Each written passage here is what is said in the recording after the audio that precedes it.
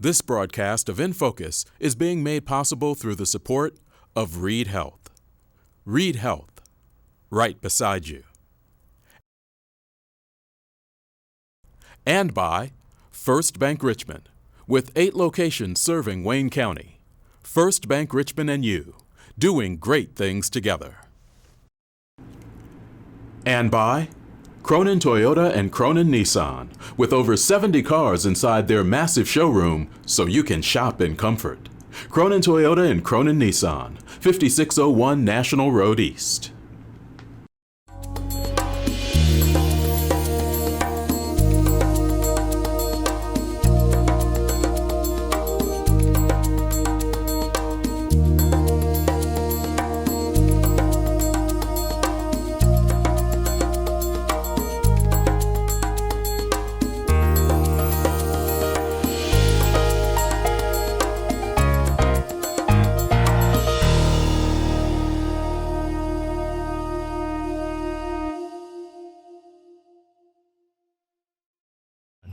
You know, normally we start out near the food, but the fair is about a lot more than just the food.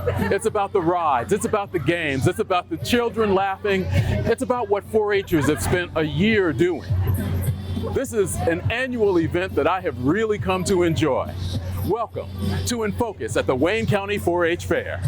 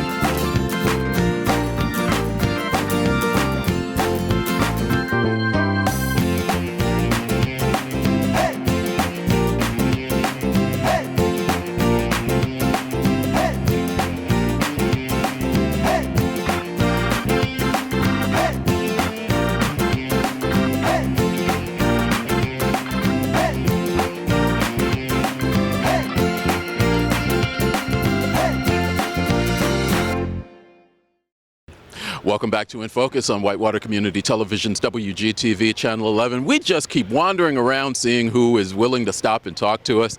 Ran into Alicia Criswell with the Purdue Extension Office. How you doing? I'm great. How are you, Eric? I'm all right, although I was told I shouldn't ask anybody that during this week because I don't know what we'll get. It depends on the moment. We recorded the program Friday night, the celebration of the 10-year 4-H'ers and the awarding of the awards. Yep. And we heard that there's almost 900 kids in Wayne County that are involved in 4-H this year. Yes, isn't that awesome? So we have 877 kiddos in our 4-H program. That's youth in grades kindergarten through 12th grade. Kindergarten through 2nd grade being our minis, 3rd grade through 12th grade being our regular 4-H members. So awfully proud of that number, and we are the largest youth serving organization in Wayne County. Wow. Now, you all have really made, and you always have, but particularly over the last few years, I think you all have made some pretty good strides in getting 4-H'ers that aren't involved in like animal things and getting that information out. Talk about that a little bit. Yeah, definitely. So, I think there's this old, image when you think of 4-H of a kiddo, a 10-year-old boy standing next to a giant Angus steer holding a halter. And now, those exist. Those exist. It's happening. But we have so much more going on, and so we've really tried to promote that to our kiddos who maybe are within city limits or town limits, where maybe raising livestock just isn't an option for them. But in the Coleman Center, we've got everything from aerospace to woodworking. We have lots of STEM opportunities. We've got our motorsports team. We've got kiddos who are teaching their teens as teachers who are trained in a nationally recognized curriculum and then delivering that to younger youth. So there's so many different ways that kids can get involved. How's your outreach with the schools? Are you in all of the schools, and how do people connect with you all in that way? Yeah, so we do a lot of work with all of the schools, more so the elementary schools and the middle schools and high schools at this point. But we are Communities and Schools is a great partner for us, as is the Wayne County Boys and Girls Clubs. We work really closely with them. So we do some programming within the schools. We do some after-school programming. We have some officially chartered clubs within some of the schools. So it's very cool. I know Jonathan was saying the other night that he heard that the fair started on the 22nd, and he said, okay, what were we doing the last week? Right. Talk about the run-up to what people actually see. Yeah. So, it's funny because, people say, are you ready for this? And it's like, holy smokes, I've been waiting for 10 months for this, So we will take, after the fair, 2 or 3 weeks where we sort of decompress, and then we start right back up. So, I think folks think that this just happens, and it's a year-long planning process, whether it's the vendors and the carnival or it's the 4-H exhibits. I mean, it's a year-long process. Even the Queen's Contest, they were mentioned at the Queen's Contest that they take about 3 or 4 weeks off and then start planning the next one. They sure do. And those young ladies that participate in that program, they've been working for several months.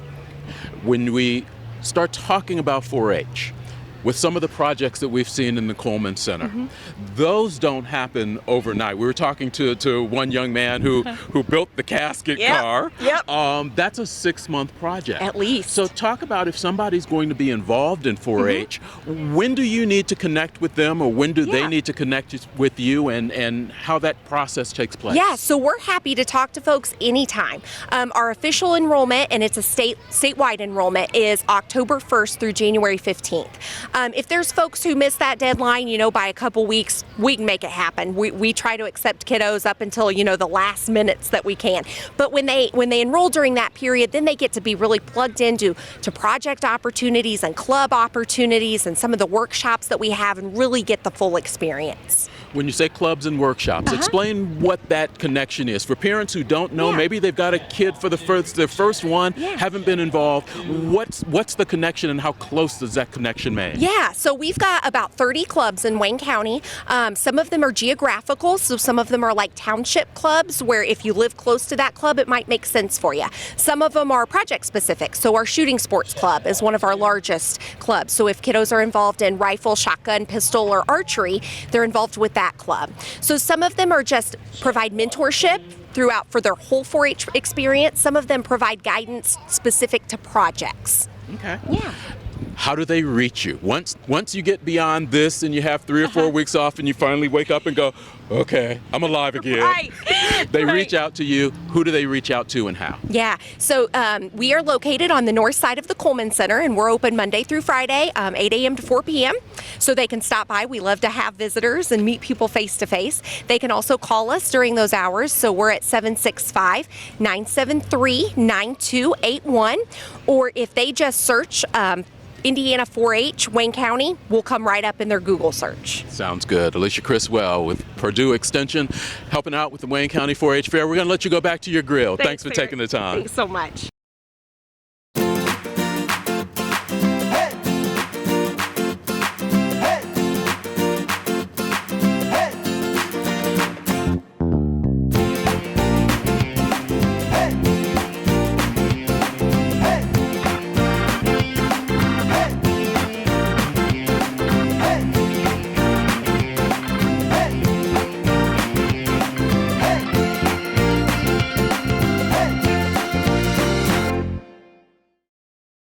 Welcome back to In Focus on Whitewater Community Television's WGTV Channel 11. We are at Monday and in kind of a rain delay, as it were. So everybody's standing here just a little bit wet.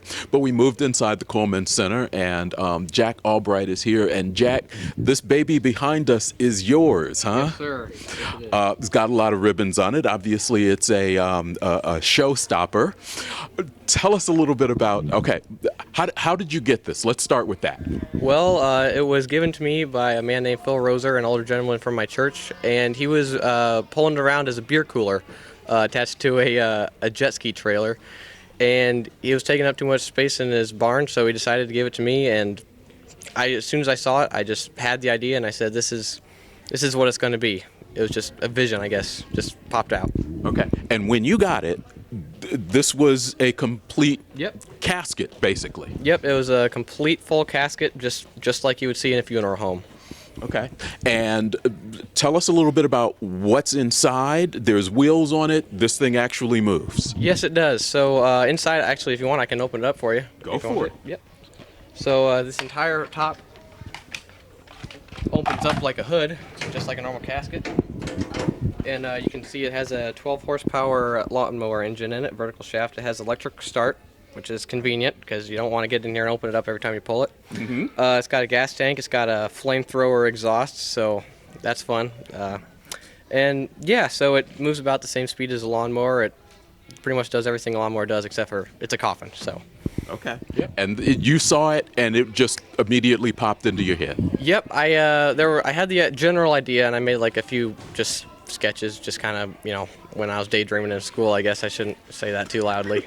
That's okay. You graduated. But yeah, so I had the general idea, and then I guess as it moved along, I found things like that seat back there was from an old boat we had, and then the top like hood vents were also from a boat, and things kind of work themselves out, I guess, as they go. So. Over how long a period of time did you work on this and put this together? Well, from the time I got it to now was around 6 or 7 months. So I spent maybe a few hours at a time in the barn working on it. So it took a while, I guess I could say. So a lot of work. Jack, you've been in 4-H how long? This is I just finished my 10th year in 4-H. So I've been in it all the way through, and I've really enjoyed it. What about it? What got you involved, and what has kept you involved for 10 years? Well, I got involved because my mother did it, and everybody I knew pretty much started doing it. And what kept me involved was honestly stuff like this, and just being at the fair and having a good time, and just everything, the people, the projects, the animals, everything is just very welcoming, and it's an overall good experience. You've just graduated. You graduated from where, and you're going where? Yep, so I just graduated from Seton High School here in Richmond, and I'm going to Bowling Green, Ohio, which is just south of Toledo, for professional aviation, so I'm going to be a pilot. Okay. Now, before we go away from this car, there was another one that you were involved in. Tell us about the other car that you were fooling around with this year. Well, the electric go-kart for the 4-H, Wayne County 4-H Motorsports team. I was part of the team on that. This is the second year we've done it. We placed 8th this year. Last year we placed 2nd. And it's sponsored by Purdue. We race in Indianapolis on the Motor Speedway. And it's basically trying to educate future generations about electric vehicles and how that can be different from gas and pros and cons and things like that. So it's a learning experience, along with it's a lot of fun, obviously, to race go-karts. So, cool. Yeah. How large a team was there involved this year? And you say you were 2nd last year, you were 8th this year, but I know it was a larger field this year also. Yes. So in our team, there's 3 different parts. There's the social media part. There's the actual build part, and then there's a community outreach part. So each team does their own thing, and then we come together actually at the race. So all together, I'd say there's maybe about 8 of us. So evenly kind of dispersed about through the 3 different teams, and clearly the build team actually builds the cart itself, and usually anybody from any of the teams can actually race it. So it's a fair opportunity for anybody to race. Were you behind the wheel of that? I was this year, yes. How was it? It was very exhilarating, I should say. It's very, very interesting to be driving around in something that weighs about as much as you do. So, cool. Yep. Jack, congratulations on this, on the team car, and for all great success in the future. Well, thank you very much. I hope to enjoy. I hope I do good, actually. I hope I have success. But thank you very much. Thank you. Yep.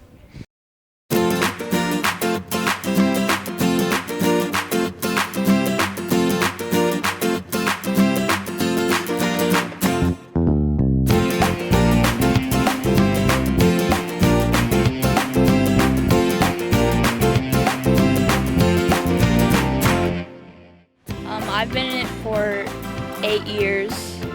I've been in 4-H for 7 years. We just started showing rabbits last year. That's my favorite part, other than hanging out with friends. The people here are definitely like family, and they just honestly take you in and like teach you a lot of good things in life.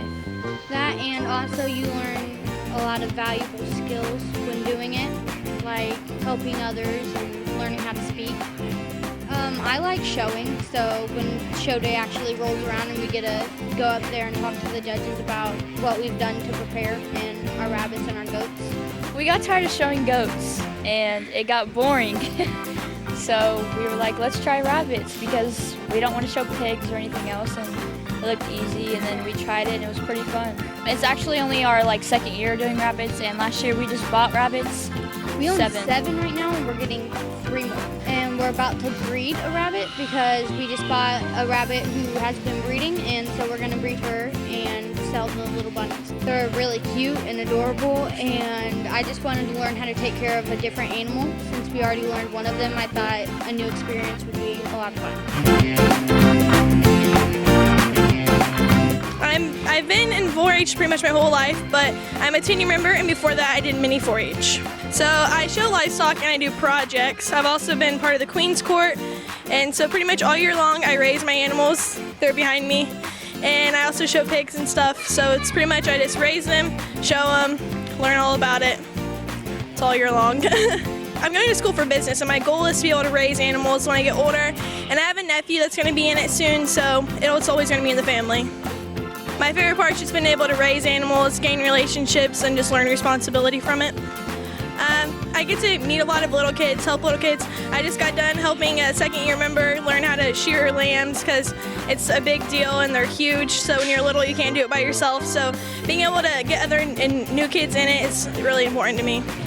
It takes a lot of responsibility, and so you learn how to get up and fight again because you're going to get knocked down, you're going to get dragged. It's hard work. It's in and out all day long.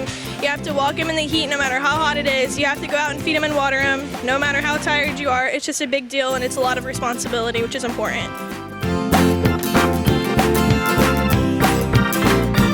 I'm just out here for my daughter, supporting my daughter. She's a 3rd year 4-H member, 2nd year showing horses here at the fair. I was in 4-H, I showed pigs. So I think it was a 10-year member. It's been a while since I've done it, but yes, about 10 years. It was fun. I met a lot of cool friends, and just being with the animals and just the networking that was happening with the other kids at the time. It's nice. My daughter's actually only been riding horses for about a little over 2 years, so this will be her 3rd year riding, actually. She loves her horse. She loves riding. She loves just the patterns. She loves trying to make him do. She likes to try to make him do whatever she wants him to do. So that's what she loves the best. We always know it's a big week. We'll be here every day. I think it just teaches the kids a lot of life skills, just a lot of responsibilities, especially with livestock, just taking care and knowing what's involved in it.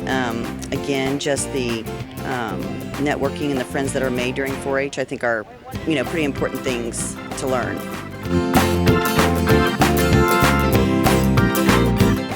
I show cattle and pigs, but pigs is definitely my favorite, and just being around all my friends all week and hanging out here and having a good time. We have 5 pigs today. We're gonna have another one tomorrow for the open show, and we have more at home, but we just brought 5 here. I'm also a barn ambassador for the pig barn, so I help out with new 4-Hers who don't know what they're doing really, and I get to help them along the way, which is always fun. I like helping new people and showing them my passion for it and helping out with them, and I also get to go to monthly meetings with our club and other stuff like that. Every animal has its own personality really, and most people don't really know that, but it's fun to get new animals every year and work with them, and I just love to work with animals. I'd rather work with them than show them really. It's just a good, fun exercise, I guess, really.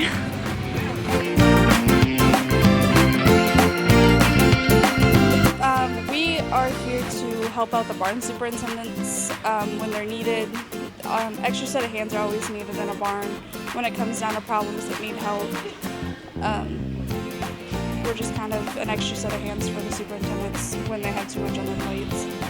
I've actually gotten a couple questions today about showmanship help. A lot of people want help with showmanship. First-time people, they like to ask these seasoned people, us seasoned people, if, hey, am I trimming these hooves right? Hey, am I clipping this goat right? Because I'm goats, but they just like to learn. We're really just teachers trying to help the superintendents out here. I'm a 10-year member. I graduate this year, so this is my last year of fair. I'm in my 9th year, and I'll have one more year next year. It's definitely sad to be leaving. This is what I've did for the last 10 years of my life, but I have siblings underneath me, so that'll be fun. I can come out and help them, but I don't have to worry about the stress of the show. Pretty much the same as what she said. I have kids that show with me, and I just get to help them from the years on after I graduate and I'm done. There's a lot of people that you meet and a lot of people you learn to make friends with. Yeah, you become a big, giant family, and that's really nice to have people to fall back on while you're here. My favorite is probably the mini showmanship for rabbits. That's always been my favorite, watching the little kids get to bring up the rabbits and show them. But they're not quite big enough to be in the big show, but they enjoy bringing them up and telling the judges about them. Yeah, I like the mini show as well. They get to come out, find some fun in the experience. You get a trophy, you get a good job. Then you get to sit there and watch the older exhibitors and learn from them as well. It's always really fun to see their faces light up when they win an award and move on with learning more about it.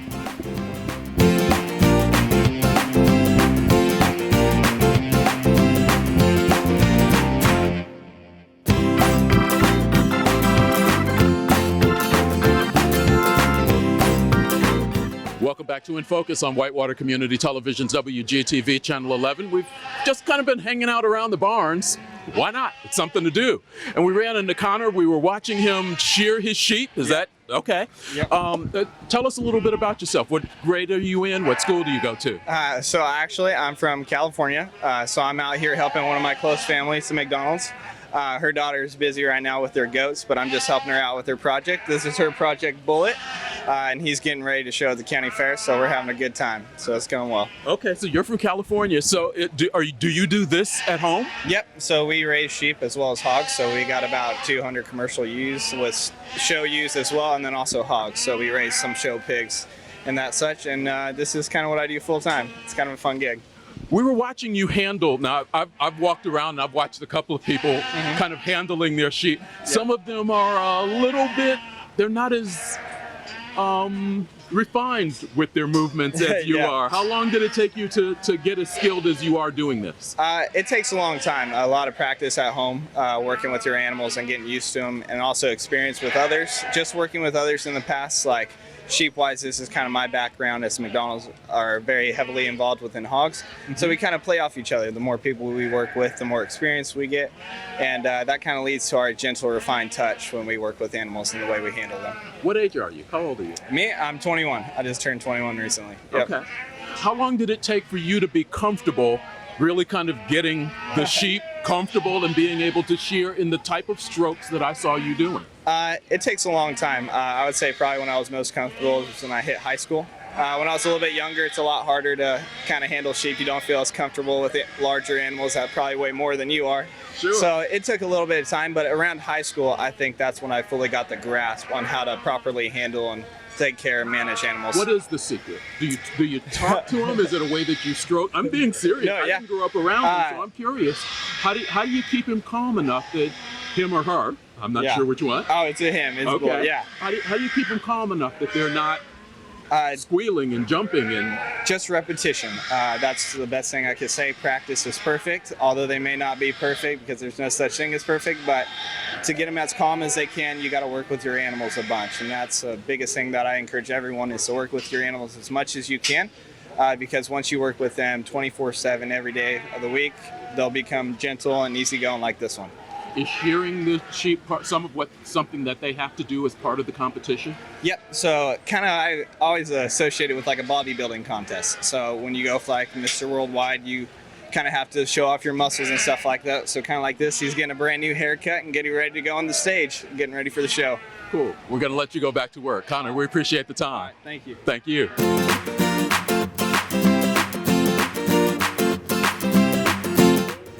Well, I was a 10-year 4-H member. I was a 10-year 4-H leader. I took a little time off, and now I'm back, and this will be my 13th year back as a leader. Actually, it's like a 4-H volunteer. It's an adult that will work with the kids and help and educate the kids on the Horse and Pony Project. I started riding when I was 2. I started training horses when I was 12. So yeah, I've been around horses all my life. We try to make this an educational experience. We teach them how to groom their horses and show their horses, maintain their horses. My daughter, this is her 10th year as a 4-H'er, and this will be her last year. I think the 4-H fair and 4-H in general is very good. It teaches kids responsibility. It teaches them how to care for animals and other projects as well. It just teaches them deadlines and things. Rules to follow, that kind of thing. But it's very educational. I think it's a great program, and like I said, I've been a leader. My mother was a leader. My uncle was a leader. My grandpa wasn't. I'm not sure they had 4-H back then, but we've all been leaders. We've all been involved with 4-H for years and years.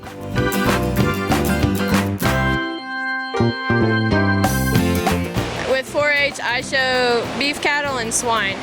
I'm heavily involved in 4-H, so I have a bunch of cattle that I show nationally, statewide, and countywide, and I show pigs just at county level. This is my 10th year in 4-H. So my dad did 4-H growing up, and my family raises cattle, and I live on a farm, so it was just in my blood, I guess, but all the life skills that come along with it, I really want to have, I guess, all the responsibility and time management and hard work. I plan on going to Purdue University and majoring in ag business and animal science. I would either like to take over the family farm or I would like to go into animal chiropractic. I work on a big cattle farm here in Wayne County, and I get to work with a bunch of families and getting to know people from all over the country. I have friends out in Oregon, friends in Texas, friends everywhere, and having those relationships with people is really the best thing I get out of 4-H, I think. It's like a getaway, but at home, so it's very fun. It's home, I guess, yeah.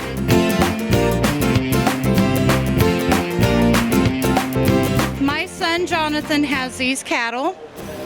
He is involved in the dairy, he's involved in the steers, rabbit, and he also has things over in the projects in the Kuhlman Center. He's been raising cattle since he was old enough to walk. These two are brown Swiss. This bigger one, she is an aged brown Swiss cow. And this is his steer, Louie, who is looking for a date, obviously. We have the big aged brown Swiss cow. She's 6 years old. And Louie here, he's 2. He's a dairy steer. My uncle, they do Holsteins, and one time we were up in Wisconsin and we brought home, this one here is Grandma from Wisconsin, and we've been raising brown Swiss ever since. When you get home and you go to feed the cows, and like this one here, you can get out in the pen with them and play with them, and that's really fun. And you can learn that once you work with them and put your work into it, it all pays off, because you have like a cow that, you know, you're real good friends. It's like a dog, and you bond with them over time. I love the 4-H fair because we're able to get the cows out and meet new people and talk with others, and we can teach youth about cattle, and it's nice to be here with all of our friends in the dairy barn and even in the beef barn. It requires a lot of responsibility, and as far as getting up to feed them every day, and dairy cattle, getting up and milking them of the morning and of the night, it's a lot of responsibility.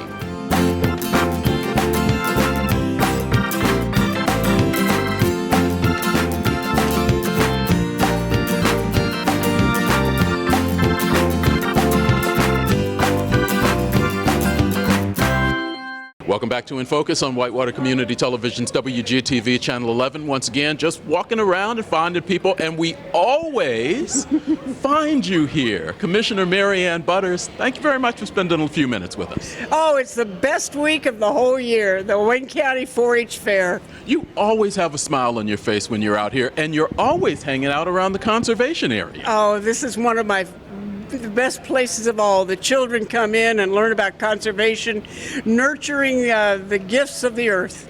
Talk a little bit about the fair. You've been involved with it for a long time. You've talked to us in the past about being a 4-H person, how particularly clean your stalls were when you were doing that. See, I remember that story. Never forget. Actually, the Purina company offered a $5 prize back in the 50s for which 4-H'er had the cleanest swine pen. And boy, that kindled the competitive spirit among all the 4-H'ers.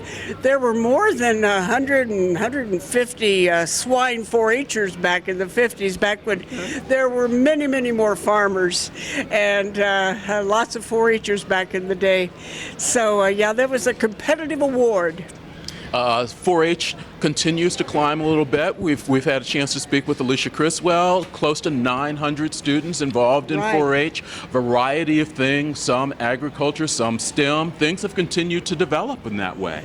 Right, even motorsports. Wayne County has certainly distinguished itself in the STEM program, and motorsports engages a lot of Wayne County youth in a wide variety of STEM. Obviously, they've engaged in electric power and involved with Purdue and the Indianapolis Motor Speedway, not just engineering, but also the marketing of motorsports. Right. The math, the science, the marketing, the competitive of electric-powered motorsports, and we're very proud of what 4-H has done to expand into very relative educational opportunities for nearly 1,000 Wayne County youth.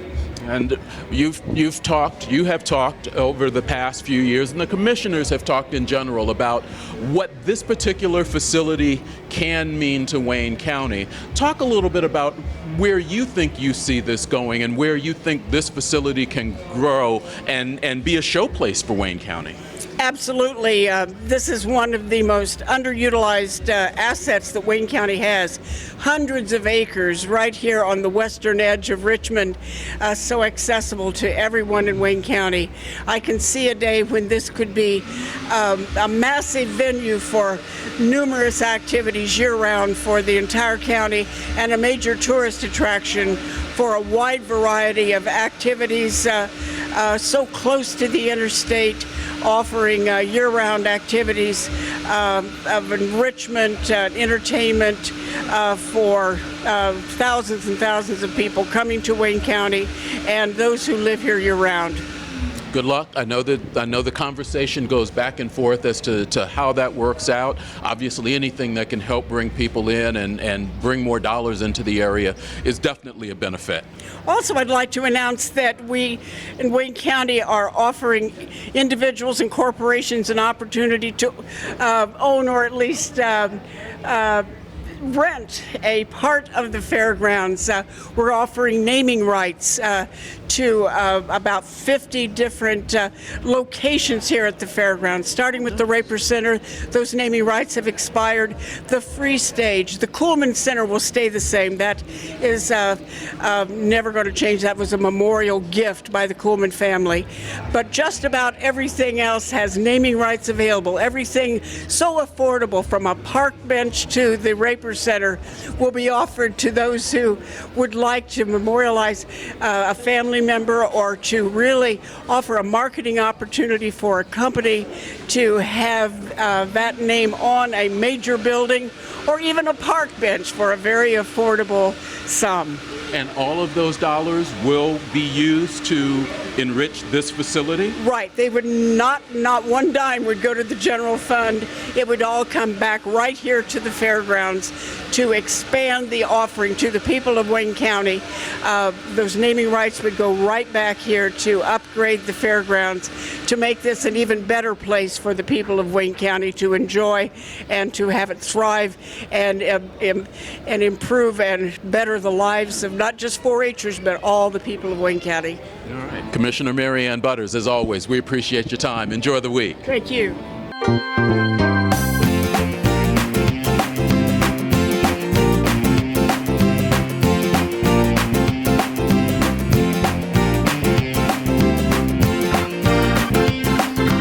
And we're with Liz Yetter, who is the invasive species specialist.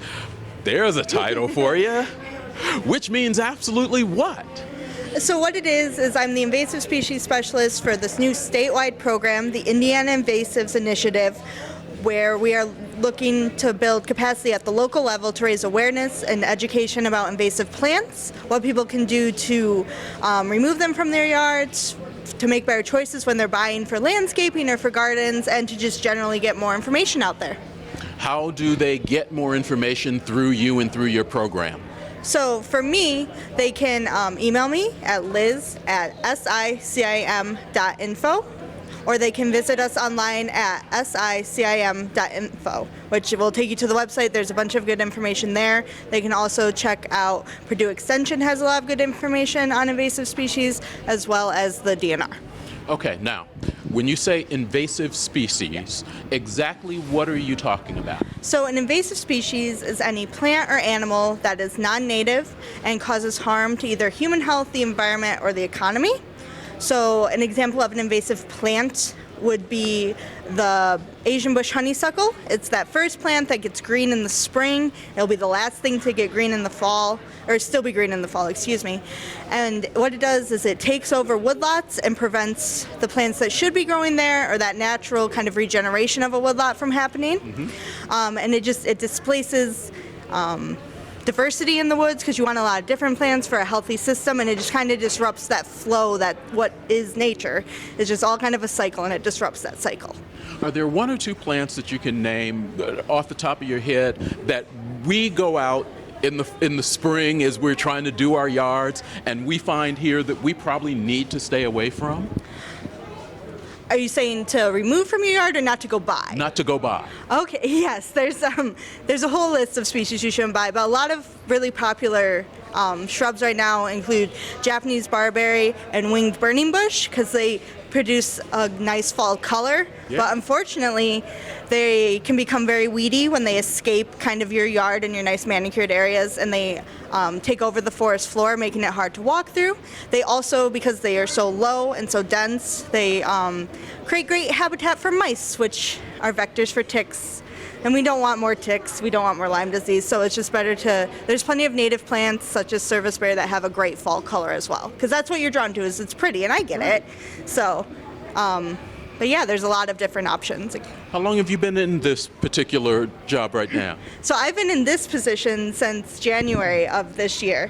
However, I've been working in invasive species management for about 3 years now. I started my career off in Minnesota, and I'm originally from New York State, so I'm moving around quite a bit, but it's just always great to be in a place like Indiana that cares a lot about their land already and is really interested in their green space. So, if someone, again, if someone wants to reach out to you, how do they reach out? You can email me at liz@sicim.info, or I am in the Wayne County Soil and Water Building, and you can stop in and see me there, or if I'm not in because I'm in the field, someone will give you my contact information. Okay. And there's a list, you said, on the website that we can find? Yep, there'll be a list of all the plants that have been classified as invasive on the website. So I'm almost scared to ask. Is it a long list? Oh no! I guess there's a long list. Shrubs, grasses, aquatic. Okay, you've got everything covered here. Vines. All right, that answers the question. Liz, thank you. I think we got a good shot at that. Have a good day. You too now.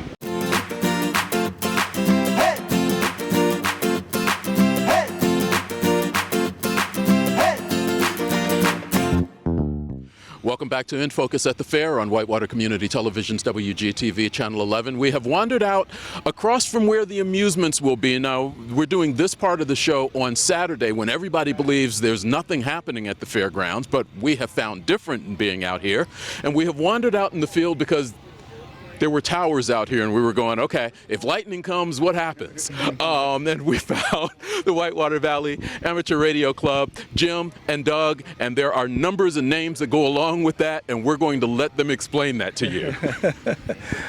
All right, we are set up here this evening. We'll be running for a 24-hour period as emergency communications. So if cell phones drop out and there's a dangerous situation with tornadoes that's come through, stuff like that, we operate 24 hours across the whole United States. All the amateur radio clubs around the nation here is set up.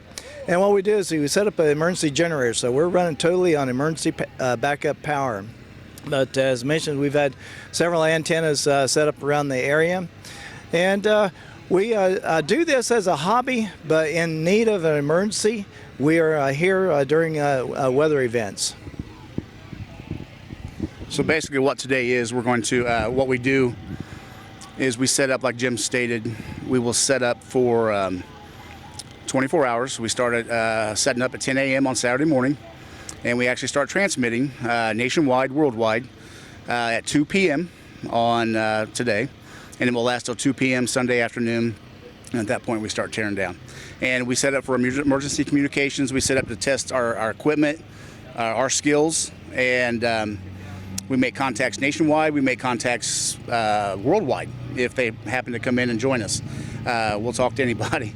But that being said, maybe we can walk over here and sure. And check out some of the guys. Okay, right here we have Leon. He's one of the members of the Whitewater Valley Amateur Radio Club. He is talking right now on what we call a 20-meter band, which is 14 megahertz. And he looks like he's making contacts all over the country. I'm seeing West Virginia, Quebec, Canada, Georgia. I'm talking to these guys. Ohio. It just looks like it's just sporadic everywhere across the country. What they'll do is he'll call out and he calls CQ, which is basically what CQ means, come back to me, talk to me. He'll get on there and say CQ field day, and there are thousands and thousands and thousands of people out there that were trying to come back and just to make contact with Leon. He can also sit and listen for someone else to call CQ, and he will jump back to them and make contact with them. In order to transmit on any amateur radio, you have to be licensed through the FCC. There are 3 different licenses. You have a technician license, a general class license, and an amateur extra class license. In order to talk on most of the HF bands, you have to have extra class for all the bands open. Your general class license operators, they have limited capabilities on high frequencies. This is what we're talking about, worldwide long distance. So with an event like this, we use our club call sign, and with all of the amateur extra operators here, anybody can come out today within this 24 hours and talk to anybody worldwide, nationwide, because our club is a amateur extra club license, and we have a number of amateur extra license operators out here as well. So, anybody can come out here. We do it every year. We'll be back next year. So, feel free to come out and join us if you need to. What do people need to know about being able to actually get a license? Is there an age range? Is there what are the people need to know? Yeah, there's no age range at all. I've seen kids as young as 8 years old take the test, and I have seen grown adults that could not pass the test.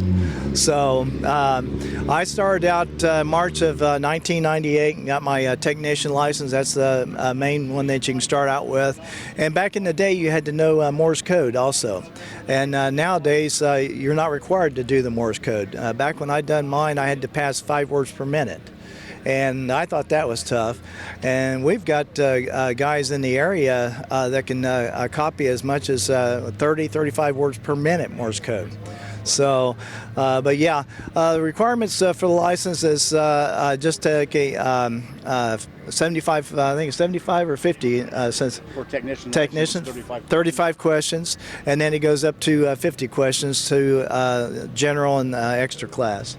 So it's a nice hobby to get into. Like anything else, it can get expensive at times. Some of the radio equipment we have here can venture into a couple of $1,000s easy. But you don't have to start in that range. You don't have to start in that range. No, simple handheld that we carry. It's like the handheld I have here, about $150, $160 for it, and it gets you on the air. The repeater that we use on the 147-180 is located at the Richmond Power and Light, and that's under my call sign. I'm the trustee of it, and it's up to 110 feet in the air, and I can bring it up from right here on just 5 watts. And what a repeater does, it basically takes a 5-watt signal from handheld and will increase it to 50 watts. So it's like you're talking on a base radio. So that's, cell phones, everybody says, oh, I've got my cell phone, that's all the communications I need. But without the tower, your cell phone's no use. These here, you have power no matter what. We can set up real quick at a moment's notice, hook onto everything, bring it out here, all the antennas and stuff we got in the trailer, and set up real quick. Thank you. Jim, Doug, appreciate your time.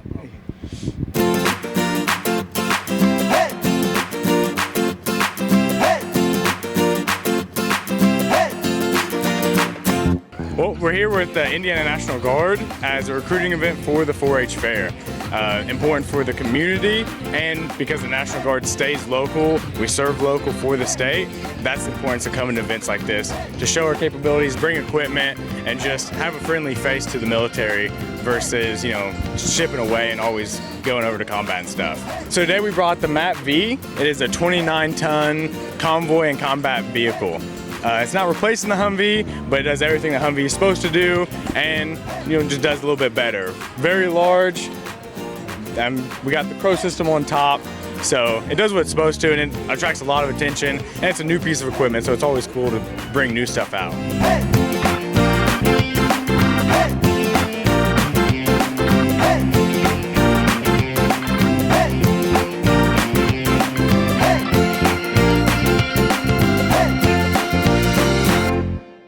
And welcome back to In Focus on Whitewater Community Television's WGTV Channel 11. We're at the Wayne County 4-H Fair, and something that's here. We're here on Saturday, kind of before the fair opens, but there are still things happening during that weekend. And one of the things that's only here for a day, courtesy of Heartbreaker Entertainment, is a iceless ice skating rink. Now, I saw it in the brochure, and I was going, "Excuse me? Yeah. Why don't you explain to us what this is?" Yeah, this it's is a little strange. confusing. Everybody always wants to walk up to it and touch it, figure it out, See figure how out what's cold going it on. is. Yeah, they're always like wearing toboggans, gloves.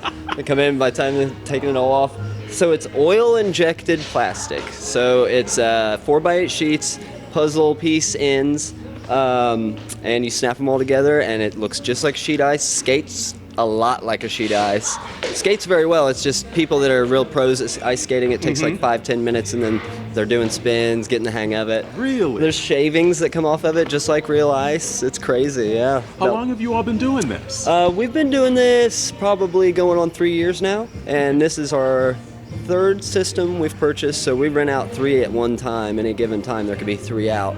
And we're one of like 4 people, I think, in the whole country that have them. So. Wow. Yeah. How big is this rink per se, and is this the largest size that you all carry? We carry, like I said, we have 3 of them, so we are willing to go all the way up to putting all 3 of those floors together. Whoa. Which these, I believe, this is a 40 by 60. So take that times 3, and that'd be your biggest one. And we can, any level hard surface, we can put it down on, and yeah, it's pretty. So versatile. people could rent this for a party or something if they were doing that. Yeah, personal events, family reunions, whatever. They can rent it out for whatever they want, and rain or shine, we'll do it. Marvelous. What brought you all out here to the fair? What made you decide that this year, the Wayne County Fair, this was going to be your thing? Yeah. Well, we're from Hagerstown, so we're close by, and we do a lot here at the Raper Center. We're involved with that a lot. We were here for Jack Hanna a couple weeks ago, I believe. Yeah. And We really like doing things with the 4-H group, actually, or who brought us out, and we like helping them out any way we can. So that's how we're here. Trent, thanks for the time. Yeah, no problem. Thanks for having me.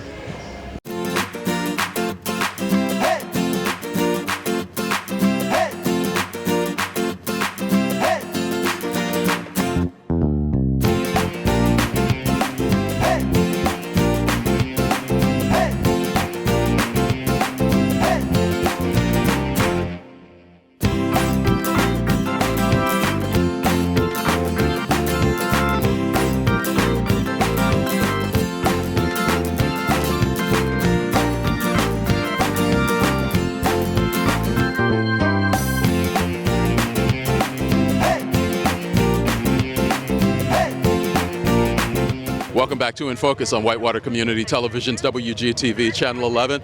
Enjoying the Wayne County 4-H Fair. We've got Sandy House, chairperson of the committee, as it were, that put this together. How are you this year? Oh, I'm fine, thank you. Okay. Having a good time. Good.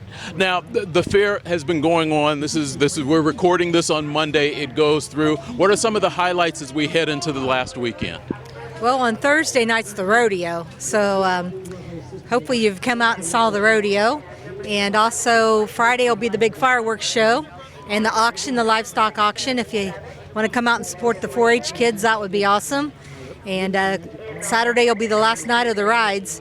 Also on Thursday, it might be a little late. We've got Thrifty Thursday and the Kids Day is on Thursday. Okay. So that's always cool. And then Friday is our mud bogs at the track. That's a good one. And on Friday we have a couple Brothers Walkers. They were on The Voice, and they're going to come out and sing and entertain us. And then Saturday is the Idol Finals. So you'll come out and find out who the best singer in Wayne County was. All right. There is still a lot going on as we head into the final weekend. Oh, there's a ton going on. We'll still have the Great American Sideshow. Our vendors will still be set up. Get your last chance of fair food over the weekend. So yeah, we've got a lot still planned. You all have really been able to make this stretch over a couple of weekends. We were here opening weekend. Obviously it opens on Friday night when they celebrate the 10-year 4-Hers and pass out the awards for the projects in the Coleman Center. But you've got the frog jump, which I saw a lot of people were excited to be around. The rides weren't open that first weekend, but you all have put a lot of entertainment out here that first weekend to stretch this out over 2 weekends. Oh yeah, the first weekend we've been having a bluegrass event. On that Sunday we had free ice cream Little Miss contest, frog jumping. We had about 70 kids come to that. Yeah. It's a good program. We also not only just jump the frogs, but my daughter gives a program and tries to educate. That's part of the thing here at the county fair. We also try to educate. We hope you go home with a lot of fun, but we also hope you found out something that you didn't know. What kind of time do you all take? How soon after this one ends do you all start trying to figure out what you're going to do for next year, or have you already begun that process? We've already begun. Yeah, 2020 is just around the corner. We're working on it already. Same weekend. Or weekends, I guess I should say, next year in 2020. And we do work all year long. About January is when we really start filling in all the pieces. But right now we're working on getting everything. Did that work? Did that not work? What was well attended? What wasn't? And then the sponsors have been great this year. And that's what has helped this fair grow, is the more money that we can get from our sponsors to put this on, the more and bigger entertainment that we can bring to everybody here. And you seem like you've got a nice mix between some regional acts. I was talking to the Magic Man, Dave. He's up from someplace. So you all are bringing in people from all around. We are, and we're really excited to be able to have Poor Jacks here because they are right here in Wayne County. So we're glad to be able to have locals. We're also glad to be able to pull in acts. A lot of times we try to look for maybe those young people that are trying to just get started and bring those in and help them maybe get a base, because if you look at the history, a lot of our acts have gone on and been national acts that have actually played here. So that's exciting. And then there's a national convention for fairs, and it's held in Texas. And we'll look and we'll have had those people here at our fair. So people come out and see what we've got. We've got some great people entertaining, and it's it's a pretty good fair, I'd say. As long as the weather holds out, I think you get a fair number of people out. People can come out, and again, it's between what happens in the Coleman Center, the projects that the 4-Hers have worked on, the livestock, the food, all around. Pretty good entertainment here for people for the fee of $5 per car or something. Yeah, $5 a carload, and we don't start charging till afternoon, and there's days that you can come in for free, different days, and that $5 really just helps us turn the electric on. We have EMTs on the ground. We need to do improvements. It's all about, the reason we do this is for the community. We're all volunteers. I've got a group of about 30 of us that spend all of our time and money, and it's because we love the 4-H kids. It's about bringing those things so we have the biggest and best fair for our 4-H kids that we can put on for them. Now, you've got a 4-H background, don't you? Oh, absolutely. Yep. I wasn't a 10-year. I was a 9-year member. I'd went off to college, and so I didn't do 10 years. But, yep, and I've had daughters that's gone through it and look forward to the grandkids joining it. If someone wants to get involved, if there's somebody that's been coming out here for years and they go, you know what, I like what they're doing, I like what they're going, I want to be a part of that, how would they be able to get in touch with you or somebody else on the committee just to talk about what's needed from them? Sure, check out the website. It has my cell phone even on it, and email address, so we're accessible. Shoot me off an email. I'd love to meet with you and see if it was something that you would be interested in doing. Just like the drug-free day that we have going on right now, as we're recording this, it'll be over by Thursday. Mm-hmm. Somebody called and I said, hey, I love the idea. We've been trying to do it. I just personally don't have the time to get it all together, and they did a wonderful job of bringing that. So that's what it's about, is some people bring ideas, and if they can run with it, we're good. Okay.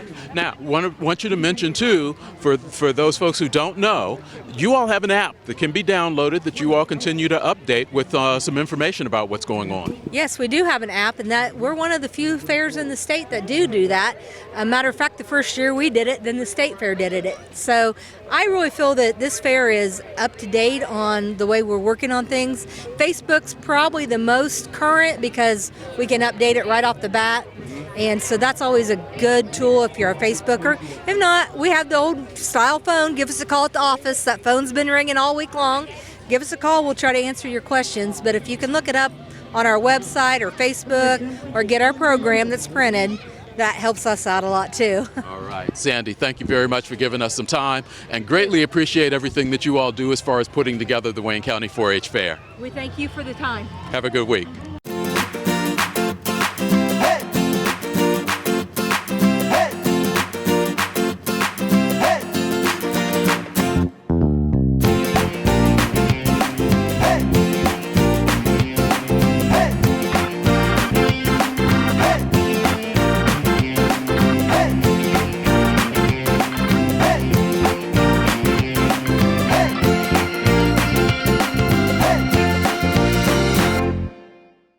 Thanks to everybody who spent a little time talking to us, who gave us some of their time, who were willing to share about their experiences, their projects, or just the work that they do. We appreciate greatly. Whether you come out to the fair for the rides, for the food, for the games, whatever your reason, this is the final weekend of the Wayne County 4-H Fair coming up. Let's make it as great as it can be. Come out, enjoy yourself, be sure to visit the projects that are taking place in the Coleman Center, and enjoy everything that has to go on with the Wayne County 4-H Fair. Won't be back for another year. Thanks for watching this week's In Focus. Have a good weekend.